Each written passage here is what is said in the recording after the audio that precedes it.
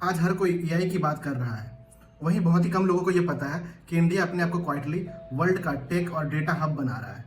ये एक multi billion opportunity हो सकता है आप जैसे और मेरे जैसे इन्वेस्टर्स के लिए। चाहे बात एआई का हो या डेटा का या फिर जीसीसी सेंटर का, इन सब मामले में इंडिया पीछे नहीं है। पिछले 2 सालों में कई मेजर कंपनियों ने इंडिया में भारी भरकम इन्वेस्टमेंट अनाउंस किया है, जैसे कि माइक्रोसॉफ्ट, वो $3 बिलियन इन्वेस्ट करने वाले हैं क्लाउड कंप्यूटिंग और एआई में। वहीं गूगल भी $15 बिलियन इन्वेस्ट करने वाला है और अदानी भी $10 बिलियन इन सब में इन्वेस्ट करने वाला है।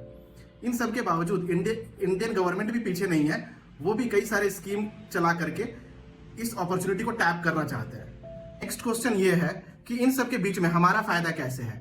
तो देखा जाए, जो भी अर्ली स्टेज में इमर्जिंग सेक्टर में इन्वेस्ट करते हैं, जैसे कि 2000 में आईटी बूम या फिर 2010 में स्टार्टअप वेव, अगर इन सब टाइम में अगर हम इन्वेस्ट किए होते तो हमारा वेल्थ मल्टीफोल्ड ग्रो करता। ये जो अभी एआई, डेटा और जीसीसी का बूम चल रहा है, ये आने वाले समय में इंडिया का फ्यूचर डिसाइड करेगी।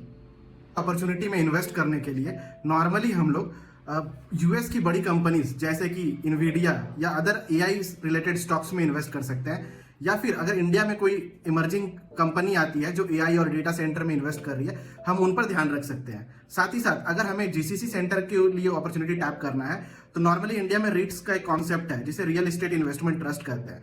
आप इन सब अपॉर्चुनिटीज में इन्वेस्ट कर सकते हो और इन सब अपॉर्चुनिटीज का फायदा उठा सकते हो। इंडिया में ऑलरेडी 1500 जीसीसी हैं, जो आने वाले 2030 तक 2500 हो जाएगी।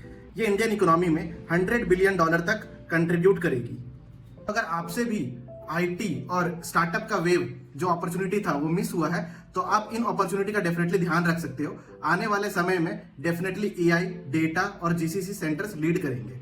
ऐसे इंसाइटफुल न्यूज़ के लिए और अपडेट के लिए फाइनेंस विद ब्रदर्स को फॉलो करें और इस वीडियो को जरूर लाइक एंड सब्सक्राइब करें।